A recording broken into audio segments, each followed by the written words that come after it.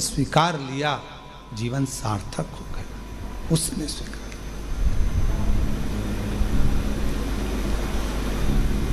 देवराज चोरी का धन ले जा रहा था, बुलाया मंदिर के अंदर। मेरे भोलेनाथ ने हाथ पकड़कर अंदर बुला लिया और मेरे बाबा ने 2 क्षण बिठाकर शिव महापुराण की कथा को श्रवण करा दिया। 2 क्षण। दुनिया के लोग भले शिव महापुराण को समझे ना समझे हमें नहीं मालूम, पर इतना जरूर मालूम है, जिसने जिंदगी में शिव महापुराण की कथा को दिल से सुन लिया, स्वीकार कर लिया, उतार लिया, उसकी जिंदगी में वो कभी धोखा नहीं खाएगा, वो जिंदगी में कभी ठोकरे नहीं खाएगा, कभी नहीं खाएगा। वो धोखा नहीं खा सकता, वो ठोकर नहीं खा सकता।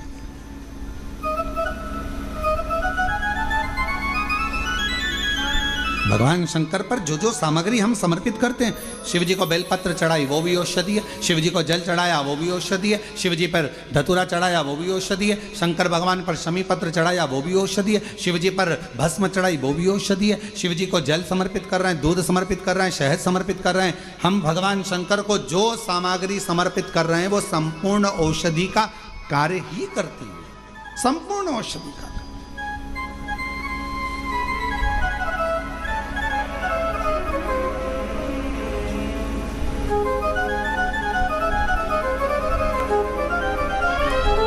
शायद दुनिया में पहला ऐसा धाम होगा कुबेरेश्वर धाम, जहां पर भोजन भी बनता है।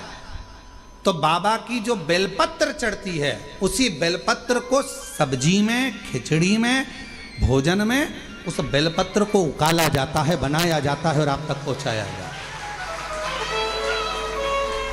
वो औषधि बन जाए।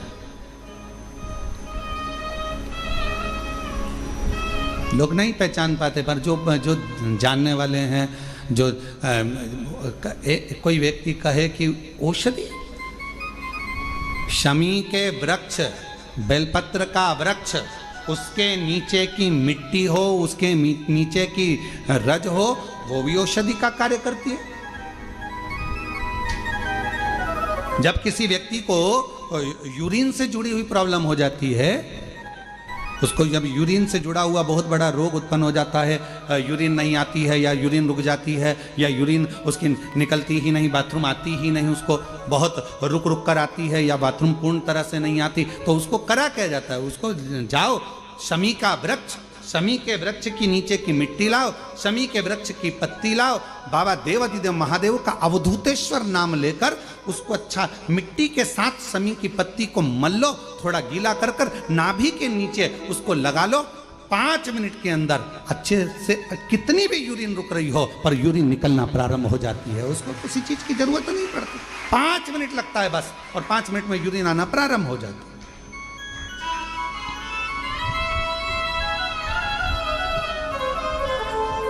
उस शमी का वृक्ष, वो शमी का पौधा, वो शमी का वृक्ष कोई साधारण नहीं होता। कहने वाले कह दिए शमी का पौधा यहां मत लगाना, शमी का पौधा वहां मत लगाना, शमी का पौधा, बेलपत्री का पौधा यहां मत लगाना, बेलपत्री का पौधा वहां मत लगाना, बेलपत्र को यहां मत लगाना। अरे भाई, शमी का पौधा अगर तुम्हारे घर के अंदर है, शमी का छोटा सा पौधा यदि तुम्हारे घर के आंगन में है, शमी का छोटा सा पौधा या बेलपत्र का छोटा सा पौधा तुम्हारे यहाँ है, तुम्हारा घर का वास्तु दोष कितना भी बेकार हो, शमी का पौधा और बेलपत्र का पौधा सारे वास्तु को अच्छा कर देता है। एक शमी का पौधा, एक बेलपत्र का पौधा हमें सुख प्रदान कर देता है। एक पौधा।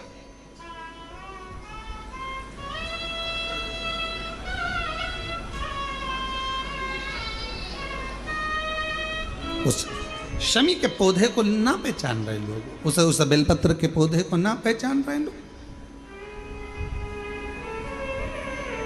पर एक निवेदन आपसे और है, अगर तुम्हारे गांव में, तुम्हारे नगर में, तुम्हारे शहर में, तुम्हारी कॉलोनी में, तुम्हारी सोसाइटी में शमी का पौधा हो, बेलपत्र का पौधा हो, बड़ का पौधा हो, पीपल का पौधा हो, चाहे आंवले का पौधा हो, किसी भी पौधे में आप कोई भी जैसे दही चढ़ा देते हो, दूध चढ़ा देते हो, या कोई ऐसा इत्र चढ़ा देते हो, निवेदन है आप अपने आसपास के बड़े बड़े पौधे में ये कोई भी चीज़ ना चढ़ाएं। कोई महाराज कितना भी बताए, पर उस पौधे के अंदर आप केवल जल चढ़ाएं, केवल जल। आप उसमें ना दूध चढ़ाएं ना दही चढ़ाएं। क्यों? क्योंकि पौधे में जब दही जाता है तो दही जाने के कारण, इत्र जाने के कारण, तेल जाने के कारण, कोई सामग्री जाने के कारण वो बड़े से बड़ा पौधा सूखने लगता है। हमारा करवत्त निवेदन है आपसे, उस पौधे में जब भी बेलपत्र का पूजन करने जाओ, ना दूध चढ़ाना ना दही चढ़ाना, केवल जल चढ़ाना। आप बड़ के पेड़ की पूजन करने जाओ, केवल जल चढ़ाइए। आप आंवले की पूजन करने जाओ, केवल जल चढ़ाइए। आप शमी के पेड़ की पूजन करने जाओ, केवल जल चढ़ाइए। जल के सिवाय उसके नीचे ना दूध चढ़ाइए ना दही चढ़ाइए, ना उसमें इत्र चढ़ाइए, ना तेल चढ़ाइए, ना कोई सामग्री चढ़ाइए। उसके नीचे केवल जल चढ़ाओ। क्यों?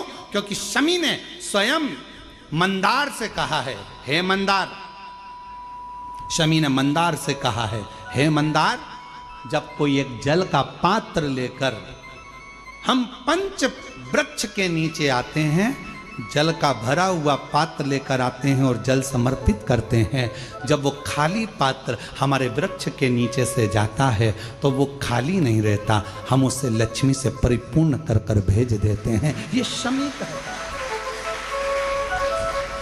अब ना जाने तुमको कौन कह देता है कि उसमें दूध चढ़ा दो, उसमें तुम दही चढ़ा दो, उसमें ये चढ़ा दो, इसमें इत्र चढ़ा दो। किसी का कहना मत मानो, आप शिव महापुराण का कहना मानो। एक लोटा जल शमी के वृक्ष के नीचे चढ़ाओ, बेलपत्र के वृक्ष के नीचे चढ़ाओ, चाहे आप बड़े वृक्ष के नीचे चढ़ाओ, चाहे आप आंवले के वृक्ष के नीचे चढ़ाओ, चाहे पीपल के नीचे चढ़ाओ, पर जल चढ़ाओ। इसके सिवा कोई सामग्री।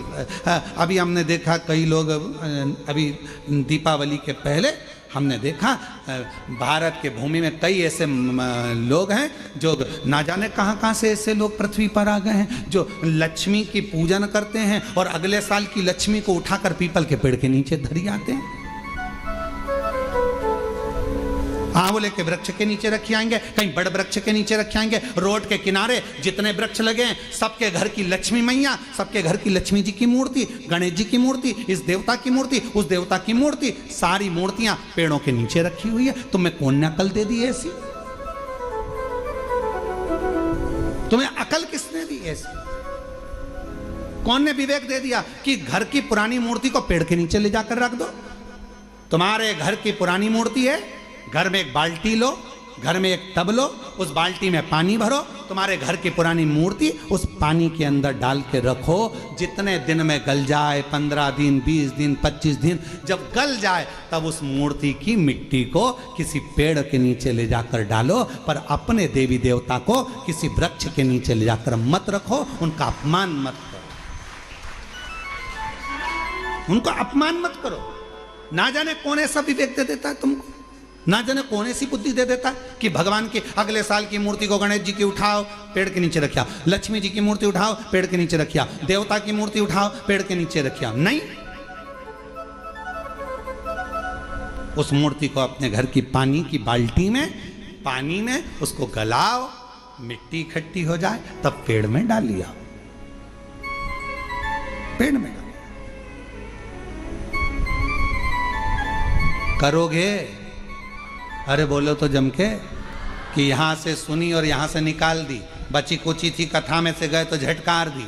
घर के लोगों ने पूछा कथा में गई थी सी और कुबरेश्वर धाम क्या लेके आई? महाराज ने सुनाया तो बहुत कुछ था, पर समझ में नहीं आया करना क्या था। समझो, हमारे देवता का अपमान हम क्यों करें? हमारे देवी देवता को लोग देखकर हंसते हैं। जब ड्राइवर गाड़ी चलाते हैं और पेड़ के किनारे पर जो मूर्तियां रखी रहती है, उनको तो मालूम ही नहीं है कि पेड़ के किनारे मूर्ति रखी है। उनने तो गाड़ी चलाते मुंह में गुटखा भरा हुआ है, तंबाकू भरा हुआ है, पिचकारी मार दी, वो तुम्हारे देवता पर गई। तुम्हारे को बददुआ नहीं लगेगी? तुमको अपशब्द नहीं लगेगा? जरा विचार करिए। इसलिए पेड़ों के नीचे मूर्ति रखना बंद करिए, उस मूर्ति को घर में ही बाल्टी में गलाओ, मिट्टी तैयार करके वो पेड़ के नीचे चढ़ाओ, स्वीकार हो। हमारी बात का लोगों को बुरा जरूर लगेगा, लग जाए तो फिर भी, वैसे भी हमारी बात का बहुत बुरा लगता है, तो इस बात का भी अगर बुरा लगे तो मैं हाथ जोड़कर निवेदन करता हूँ, क्षमा करिएगा। पर हमारे सनातन धर्म पर कोई उंगली उठाए, हंसे, ये हमें स्वीकार नहीं है, ये हमें स्वीकृत नहीं है। महाराज